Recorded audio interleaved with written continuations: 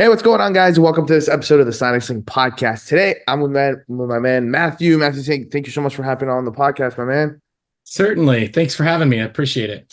Yeah, I'm looking forward to getting this rocking. So why don't you just take a quick 15 seconds just to, introduce yourself and what you're all about, and then we'll get rocking and rolling. Sure. Thank you so much, Adam. So my name is Matt Ireland. I wear many hats. I'm the founder of Mipi Support and IT support organization for fire departments and emergency responders. But I also run the cybersecurity for a large organization, NTT Research, as well as many other hats in the volunteer world that we'll talk about here in a little bit.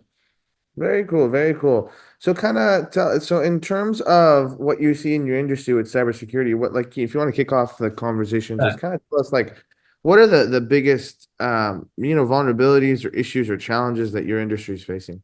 Right. So I think the whole world is facing the nation state actors. That's definitely one of our biggest problems right now. Well funded, well matured, highly sophisticated, advanced persistent threats, specifically sponsored by nation states, right? That's our biggest problem. Salt Typhoon, all kinds of actors out there. But the bad guys are talking to each other. The bad guys are collaborating with each other. We have to do the same thing. So in terms of when you say collaboration, so is it more like unified effort or what? So why do you think that companies don't do that? So I think so there's two sides to that question. The good guy response and the bad guy response, right? So Adam, I think one of the problems is that from a bad guy perspective, they're all in it for the same reason, stealing things, right? Whether it's information or money or what have you, gain control of assets, whatever their targets are. And as we know in the industry, different malicious actors have different intentions, most of them very well documented. And they're not really so much competing with each other, right? I think the good guy problem with collaboration is that a lot of folks see competition, right? So take two shipping industries. They're competing with each other, two airlines, two hospitals, two whatever, insurance companies. There's a challenge with are we able to share secrets? Now I've been part of, and I'm part of several groups that have kind of Chatham House rules, right? So from a good guy perspective, get together, whether it's over a beer and trade some stories about what's happening in my universe. Maybe share things that are not really competitive in nature. I've been on some calls like big Fortune 50 companies that get together and it's interesting. I don't so much have competition on those calls, but there's well-known logos that we use every day that we all know is very much competitors with each other. But when it comes to cybersecurity, they're sharing the same battles, right? We're all fighting the same bad guys. So maybe an airline wants to undercut a price or maybe steal some market share or what have you, but we've got to work together and collaborate, build our networks, right? And share our wisdom. The bad guys, they're just doing it, right? They're all trading passwords that they've compromised from each other and they're working together. So we need to do the same. So I'm kind of curious. So how do you recommend companies do create a culture where in cybersecurity there's no competition and more collaboration? It's getting better. The larger organizations have finally matured and recognized that we have to work together. It's going to be different. In our cybersecurity world, we're trading IOCs, right? And so who cares about sharing the IP address of a malicious actor or a signature or something like that? That to me is not really competitive. Now, certainly we shouldn't take the marketing plan for next month or the Black Friday sales special and share it with our competitors if we're in that space. But the cybersecurity folks aren't doing that, right? We're not usually involved in that. So how do you get it done? Well, there's formal groups out there. There's a lot of them.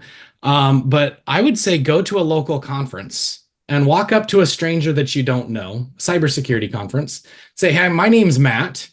Adam, let's get together. Let's have a chat. And let's build that rapport. And it has to take trust. And build that. And around here locally, I meet with some vendors. I meet with other security practitioners. And usually it's over a lunch or a dinner or happy hour, and build that relationship. So that when the proverbial waste hits the fan, you got somebody that you can call and say, "Have you seen this before?" I see. Okay. So, are you okay? So it's interesting because like I could see how from like an executive's perspective, you're like, oh, if we, we're competing, even if it's on data, like what if they steal our cybersecurity tactics? Yes. Yes. So is what would you say to executives like that? Like, is there a mindset shift they need to learn? I think that yes, in a previous life, I did executive consulting, and that was one of the things that I would talk to the C-suite about. Um, we have to recognize that the old days of protecting our intellectual property and not talking to the other guy, that the 20, 30 years ago, people would walk to the other side of the street or avoid the the uh the interactions. But that might be true for finance or marketing or human resources even. Maybe even for IT, if part of what that solution that company is providing is technical in nature, which almost everything is now. But in a cybersecurity perspective, we can't have that. Now, we also have to be mature from a cybersecurity professional perspective. We can't if I'm in retail, I can't go to my competitor and say, "Hey, I'm going to have this really awesome Black Friday special. Make sure you come to my store." We've got to work together and mature ourselves so that we can share what's appropriate. But let's get down to the technical bits and bytes. Most of the stuff that we deal with is not proprietary. Most of the stuff that we deal with is uh, threat hunting or threat defending, and the actors are all the same across the landscape.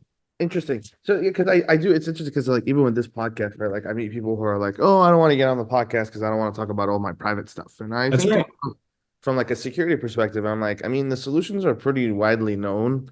That's It's not right. it's not like new information. So it's interesting. So you have a pretty different mindset and approach. So what's your balance between like what I give away and what I keep for myself? That's really hard. There's no magic line that says what's what. In a podcast like this, I'm certainly not going to mention logos of some of these people that I collaborate with, right? Mhm. I'm certainly not going to share with you my manufacturing process or that type of intellectual property. But most of the time, that's not needed. And if it is, that's where let's have what I call Chatham House rules. We're going to talk about it. You're going to take what I have to say, and you're going to use it for your advantage, or don't. That's also okay. But I think that's a two-way street as well, and it builds on the trust. I need to know that if I have a private conversation with you, Adam, about a situation that happens 2 weeks ago, it's just between you and me, or you'll obfuscate it if you share it with your friends. Obviously, Yeah. that's the goal of this podcast is not that, right? We're going to get to as many people as possible.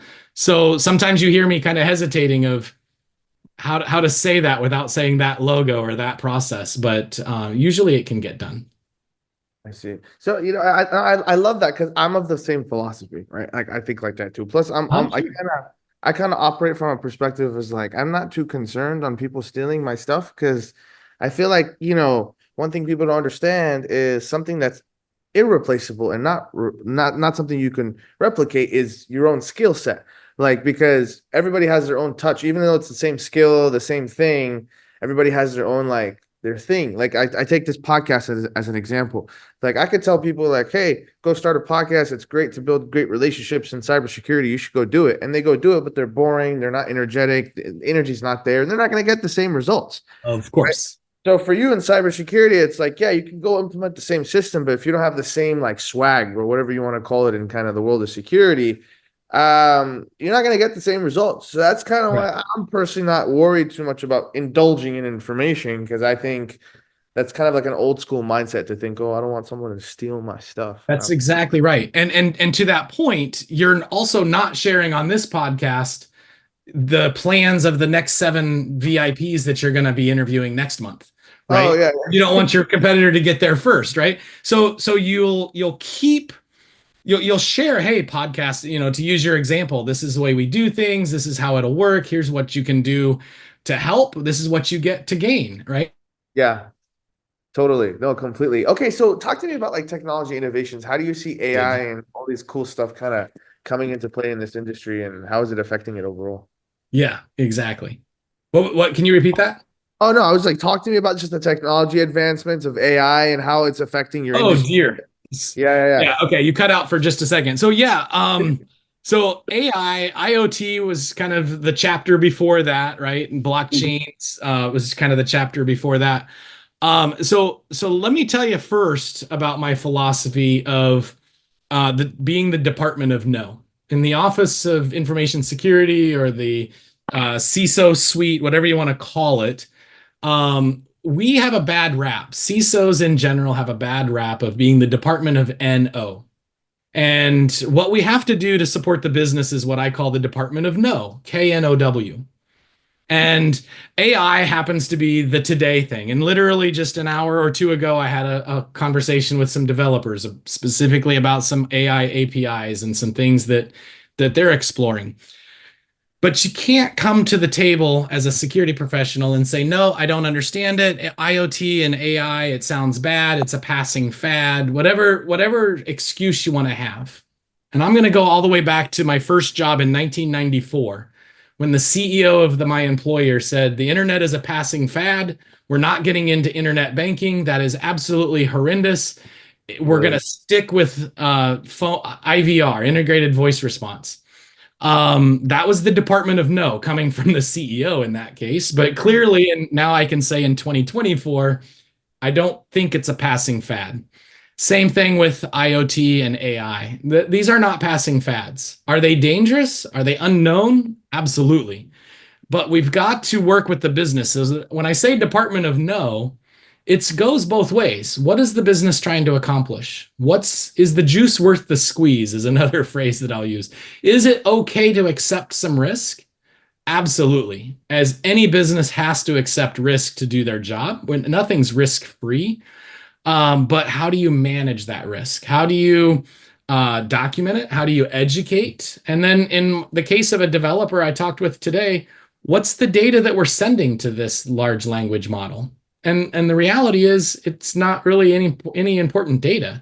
It's going to do the number crunching for us, but it's not that big of a deal. Now, we're not talking about healthcare records. We're not talking about personal information. We're talking about making a couple of operational jobs easier. So how do I see the emerging technologies? I see them as roadblocks and huge business value at the same time. And we just have to balance that. And so that's kind of my philosophy of being the Department of No. Let's work through it. Let's learn about it. And I'll kind of throw out kind of as an Easter egg if I can, Adam. Just last night I saw well, actually, let me back up. A few months ago, one of the AI platforms was advertising that we don't remember anything about you. This is safe. We're doing all this magical stuff, and all of us have used name the product. They're all the same. Last night, I was given a prompt to give to any of the AIs. I've given it to several. The prompt went something similar to tell me more about myself that I probably don't even know about myself based on all of the conversations that I've ever had with you. That's And so crazy. would you know that it started telling me that I was a car salesman because I asked it to help me write a bill of sale several months ago?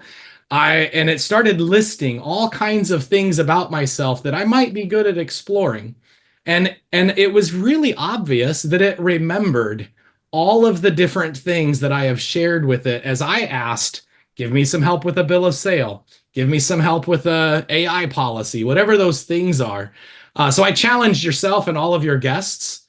Go ask your AI of choice to tell you more about yourself than you know about yourself.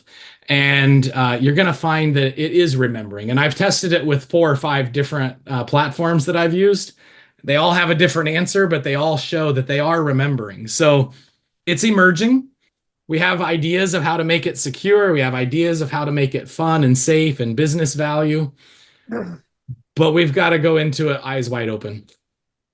You know, it's interesting because like literally today on ChatGPT, I asked it, I was like, hey, based off of everything I told you in the past since we got to know each other and all my goals, I want you to write down for me the day that like a specific day in my life where I have achieved all my goals and I accomplished everything.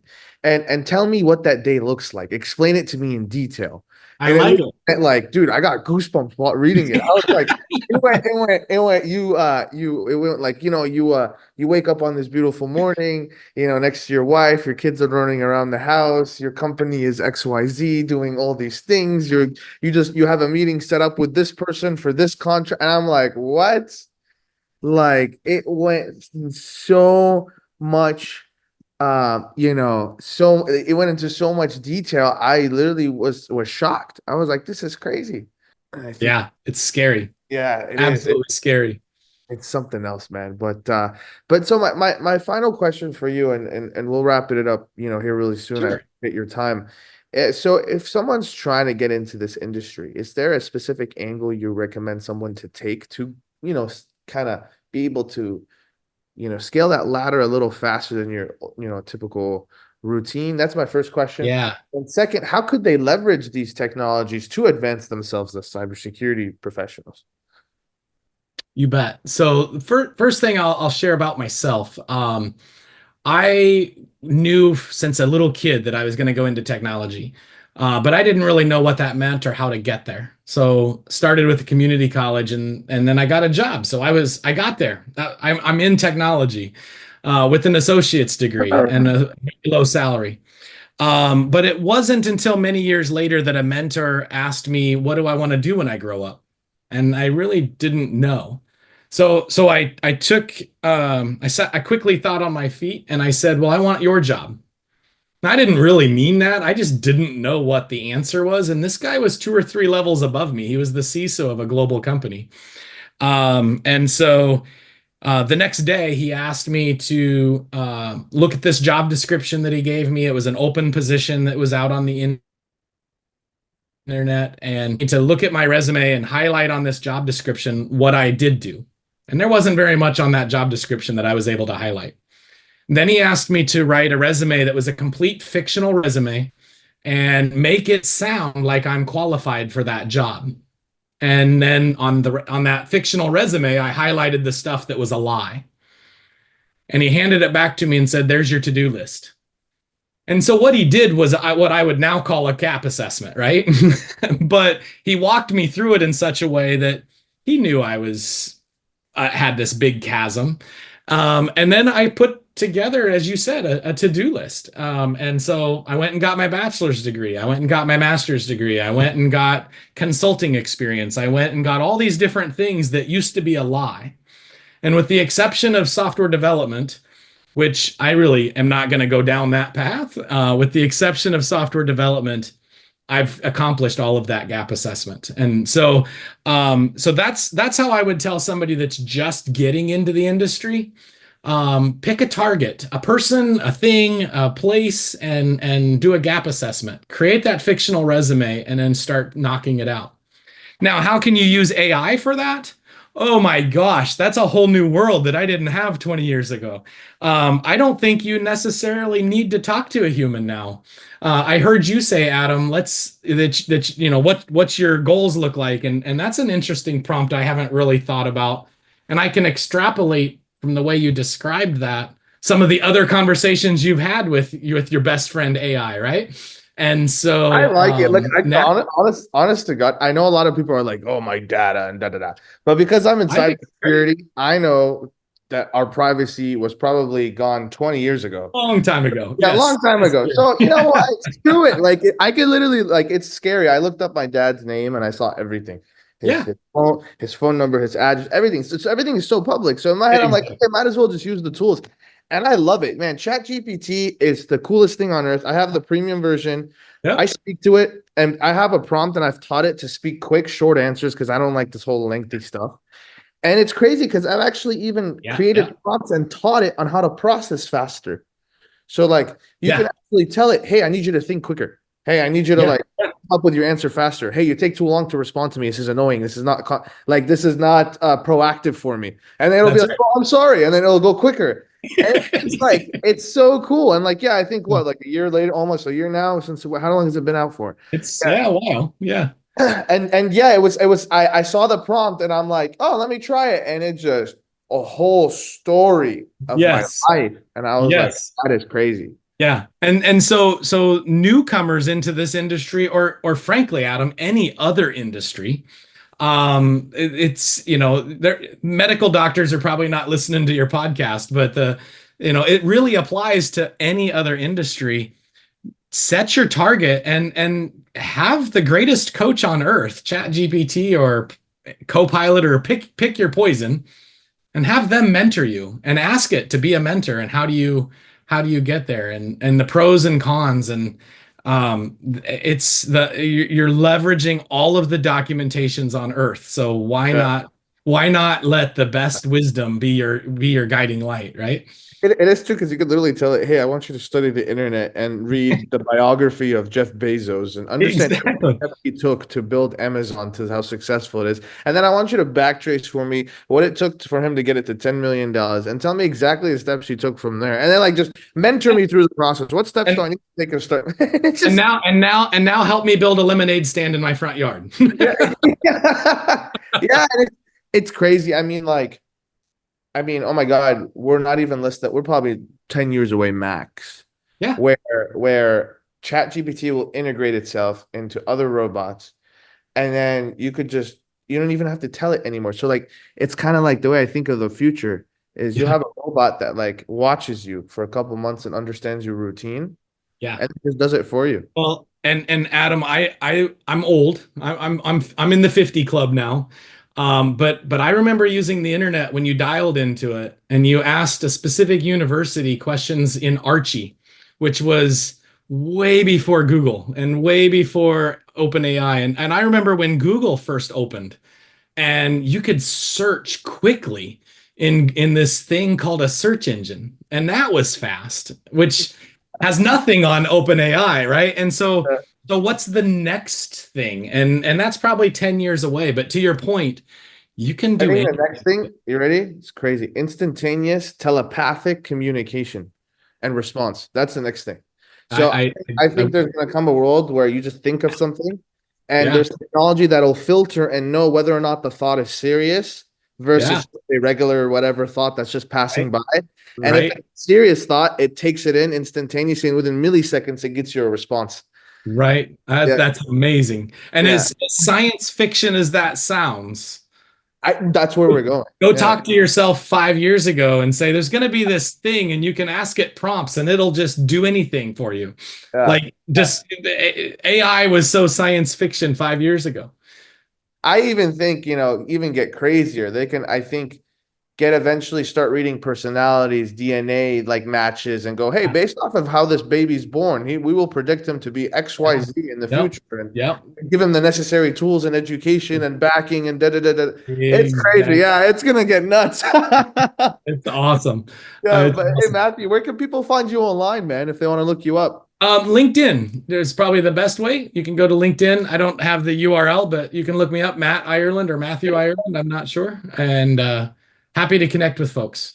Okay, awesome, Matthew. Well, I appreciate you for hopping on the podcast.